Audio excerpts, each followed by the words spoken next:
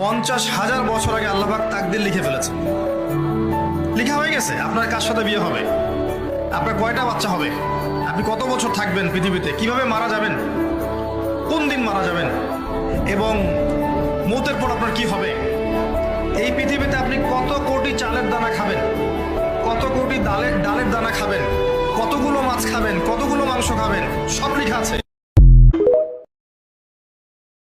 যৌবনকালে সবচেয়ে বেশি সমস্যা হয় কিসে? চোখে। কিসে? চোখে, লজ্জাস্থানে, চোখে, চরিত্রে। এটা স্বাভাবিক। আমরাও যুবক, যৌবনকালে সবচেয়ে বেশি প্রবলেম হয় কিসে? মেয়েদেরকে নিয়ে। চোখের সমস্যা, মনের সমস্যা, চরিত্র হেফাজতের সমস্যা। এই কারণে আপনি এখন এই 7টার মধ্যে এটাকে নেবেন। সেই ব্যক্তি আরশের ছায়া ছায়া পাবে যাকে কোনো মেয়ে ডেকেছে জেনার জন্য, সে বলেছে আমি আল্লাহকে কি করি? ভয় করি। তার মানে আগে ইবাদত ঠিক করবেন, তারপরে যৌবনকাল আল্লাহর পথে ইবাদত করে কাটাবেন। আর এই যৌবনে সবচেয়ে বেশি কেয়ারফুল থাকবেন চরিত্র হেফাজতের ব্যাপারে।